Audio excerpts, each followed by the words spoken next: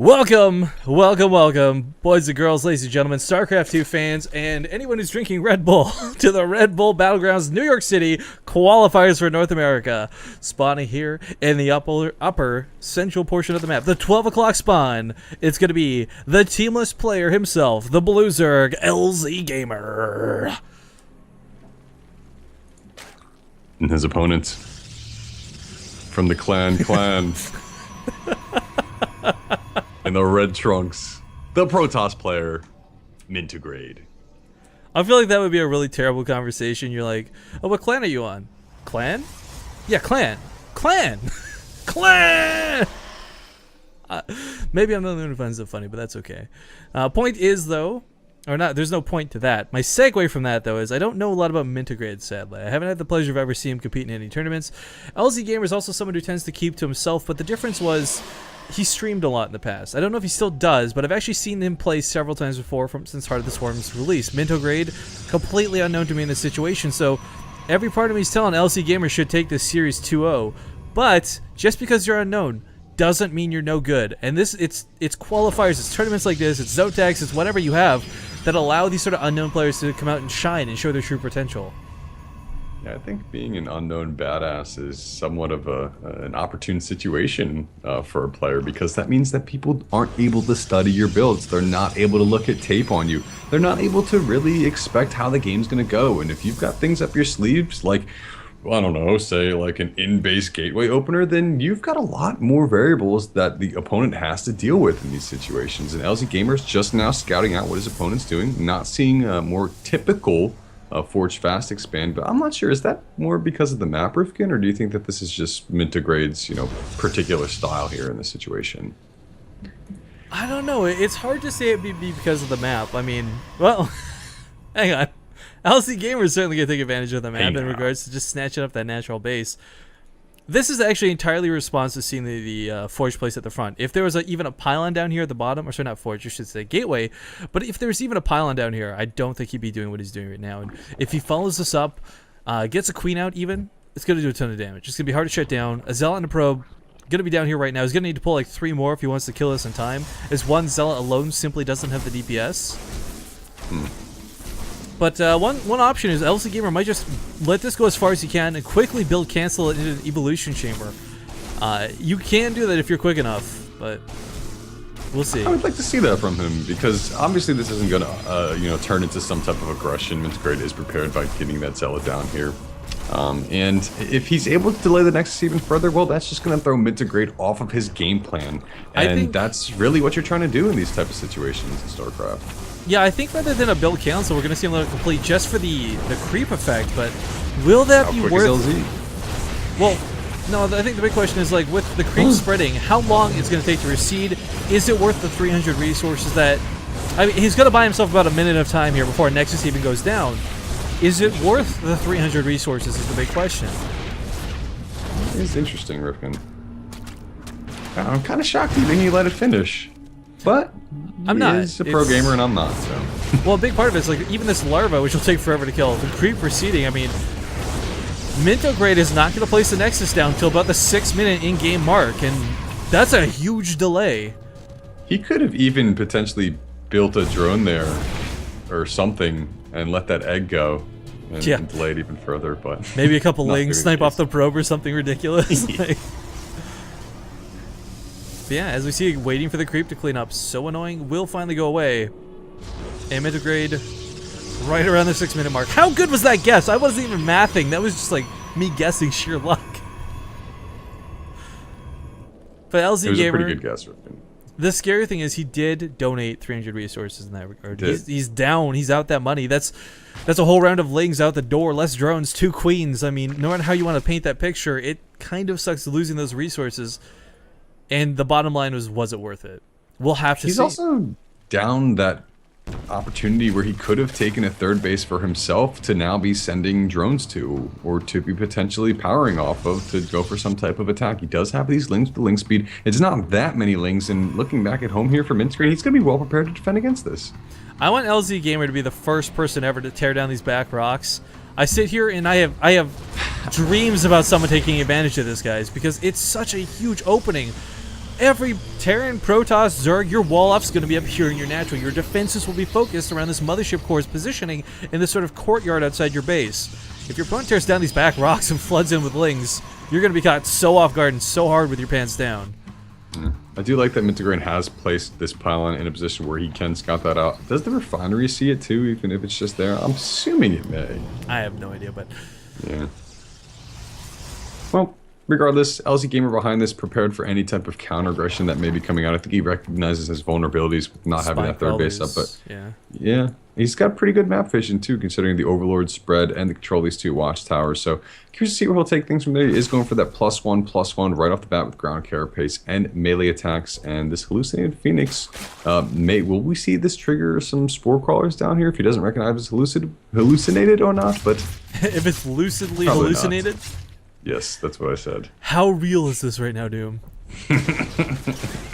Not real at all. Well, I guess that's not incorrect. It is StarCraft 2 in a fictional world and a fictional game. And how do I even know you're real, man? Whoa. And that's a good question. How do I know? How do I know that the stalker that I see is the same stalker that you see, man? Well, I got a bigger question. How does LZ know that attack is coming? Because he's preparing with a lot of spy calls. Did he see something come out at the watchtower? I'm not sure, but... I think this is playing off the fact that he wants to be fully offensive. Like, we see his lings across the map. He's not wanting to sit at home, and Mintograde's got more than enough left within his own base to hold this off. As long as he throws an enforcement, he can't let this die. There we go.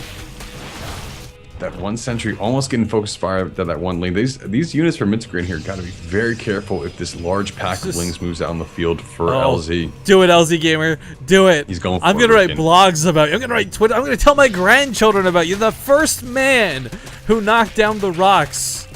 And the thing is, look at this. There's no reason for Mintograde to see this coming. Force fields. Recall here at the natural, though. Rifkin big. But out there.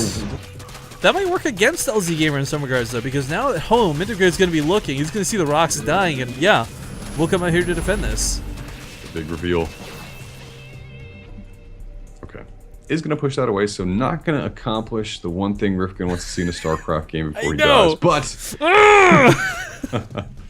regardless, I love LZ's decision making here, going for the hatcheries at both his third and fourth locations. Is going to get staggered out in this regard by another hallucinated Phoenix, and if that hallucinated Phoenix makes it to the third, could see it down, but it is not going to see it.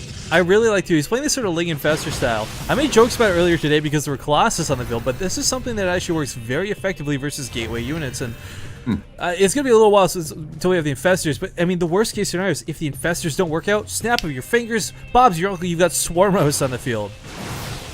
But this base is going to need to be canceled. Yeah, it goes down sadly. But LzGaMER's got so many lings on the field. Doom 62 currently on the map. Lots of spine crawlers too.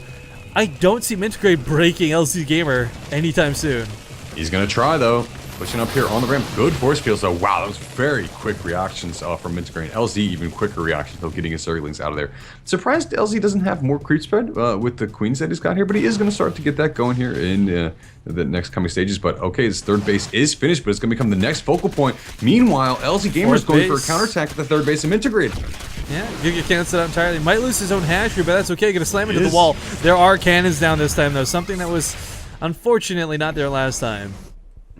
And with the recall, it's almost like having a teleport in your back pocket for Mintograde. But LZ is doing a decent job at keeping things relatively even at this point. But again, with Zerg players, that's not really the position that's optimal for you. You definitely want to be up on bases from the Protoss. But Mintograde's really not letting LZ accomplish that whatsoever so far.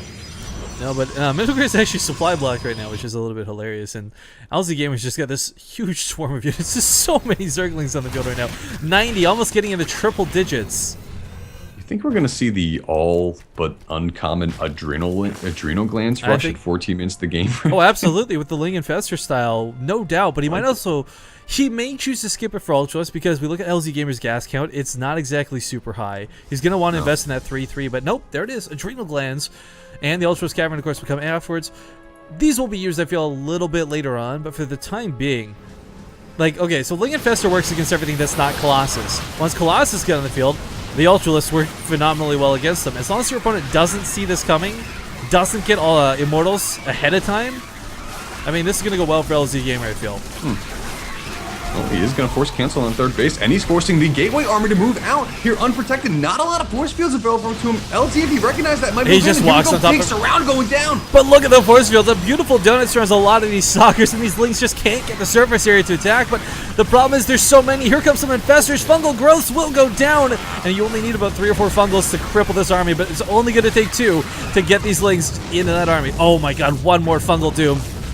And all the sentries are gone. Infested Terran's gonna come to try and finish the job. Free units are cool. Yeah, that's pretty cool. But in this position here, this is gonna open up an opportunity for Mintograde to take this third base. A lot of the Lings got killed off, and LZ's only on this 2-base economy. He's only got 3 hatches in total with that macro hatch in the main base. And once again, he's gonna try to establish these 3rd and 4th bases. You know, it's gonna be really scary when those Ultralisks come out, because look at Mintograde's base. I pledged you how many robo facilities? 1. The immortal count will not get up in time. It's very easy to make 6 Ultralisks, but not easy to make 6 immortals. Yeah, and one of the things about this composition from Mintograde is that 1 Ultralisk will basically ruin his day if he's going to go back to that sentry-focused style. And if he's going for storms, well, it kind of feels like Ultralisk can just walk right through storms, don't you think, Rifkin? Ultralisks don't give a crap about storms. Yeah, storms go through armor, but who cares? Because Ultras have like 400 health. It's absurd. Yeah, but then again, Archons are pretty good in this situation, so... I don't know that I agree with that. Okay. Archons have a lot of health. They're great for buffing, but it's because the Ultras have that splash damage. They crush the force fields. They walk over top of Archons. I mean, I don't think Mintograde has any idea that Ultras are coming. He scouted the Ultras cavern when it was building, but he may not have clicked it is the problem. But okay, now they've been revealed for sure. His observer sees some Ultras on the map. And that's got to be a little bit stressful for him for here in this situation. Yeah, he is adding on that robotics bay, though. Yeah, he was going to go for Colossus, but kind of recognizing maybe that's not going to work. I guess Archons are going to be better than making pure gateway units, though, if anything. Yeah. So in that regard, Mintograde is probably going to be hitting the panic button at this point. Dark Shrine going to be coming out on the field, too. So now that's going to be really good. If he can get rid of the Overseers... Actually, there are no Overseers. Oh, Dark Templar... Actually, Fungal Growth reveals stealth, so not that big of a deal. But look at this. There's only like a couple Ultralisks, 5 I believe in total or so, but there's so many queens with this. LzGaMER's been banking up energy for so long. He's going to spread this creep, he's going to push it, and those Ultralisks, without the Immortals hitting them focus fire, he's just going to spam transfuse. And lots of cannons, lots of zealots. Storm is available. I don't know, dude. Yeah, I was talking about his group spread starting up earlier in the game, and it has in full come full circle here. Big storm going down on those Lings, and a lot of them are going to fall. But look at the feedbacks. Not a whole lot of units. Every single queen gets feedbacked, and this might be the linchpin that LzGaMER has gotten on the... you know what, I take that back. The Ultras are just too good. Lots of infestors coming down. I was going to say he can't transfuse spam the Ultras, but there's nothing for them to transfuse spam against. The 1 Immortal on the ramp is trying to hold fast. The infested Terrans are actually being cleaned up pretty quickly by the 3 cannons and the overcharge, but the Ultralisks have been left unanswered. They're at 5-3 here, Rifkin, and like you said, they just tore through those Archons, so I take it back. Yeah, I was wrong. They're nothing. Ultralisks are made to be the anti-ground unit, but Dark Templar hit about as hard as an Immortal does, and we do see the Ultralisks starting to fall. These Dark Templar are going to save Mintograde, but no, never mind. Good game is called. LzGaMER will take game 1 in this best of 3. A little tough to come back once your third base drops down there, knowing that the third player's probably got his 3rd and 4th behind that easily. So, tough loss there for Mintograde, but still alive, and still can come back. We'll have to see if LzGaMER can try to wrap it up, though.